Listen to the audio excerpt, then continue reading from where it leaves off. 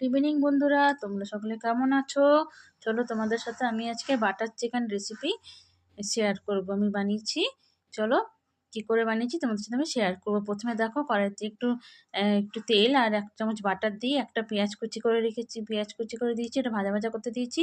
আর এদিকে দেখো পেঁয়াজ, 3টে পেঁয়াজ, আদা, রসুন, লঙ্কা, এলাচ, তারপর মগজদানা আর আমন্ড বাদাম 6 থেকে 7টা নিয়ে ভেজে পেস্ট করে রেখেছি।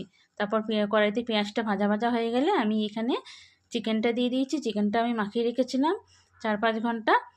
তো চিকেনটা আমি আদা, পেঁয়াজ, রসুন সব দিয়ে সুন্দর করে মাখিয়ে রেখেছিলাম। তারপর আমি এখানে চিকেনের মধ্যে পেস্টটাও দিয়ে দিয়েছি। তো এবারে এটা আমি কন্টিনিউ কষাতে থাকবো যতক্ষণ না চিকেন থেকে তেল বেরোচ্ছে। তো এটা কিছুক্ষণ কষানোর পর এখানে আমি একটু 3 থেকে 4 চামচ দই আমি অ্যাড করব। তো দইটা অ্যাড করে আমি ভালো মতো একটু নাড়াচাড়া করে মিক্স করে দেবো।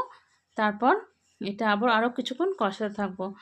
তো তারপর আমি এটা কিছুক্ষণ দই দেওয়ার পর কিছুক্ষণ কষানো হয়ে গেলে তারপর আমি এখানে কিছু মশলা অ্যাড করব।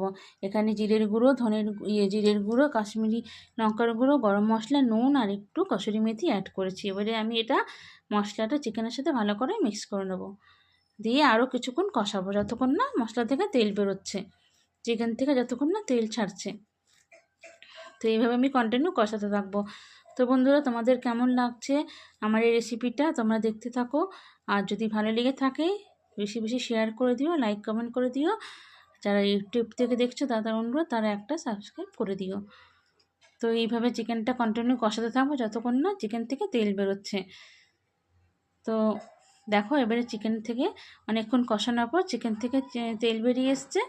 তারপর আর কিছুক্ষণ নাড়াচাড়া করে আমি সামান্য একটু গরম জল অ্যাড করব। যেহেতু চিকেনটা একটু গ্রেভি হবে তাই অল্প বেশি জল দেবো না, সামান্য একটু জল দেবো। তারপর ফুটে উঠলে লাস্টে কসুরি মেথি দিয়ে রান্নাটা আমি কমপ্লিট করব। তো তোমাদের কেমন লাগলো বন্ধুরা রেসিপিটা? যদি ভালো লেগে থাকে লাইক কমেন্ট শেয়ার অবশ্যই করে দিও। চলো ভিডিওটা আমি এখানে এন্ড করছি।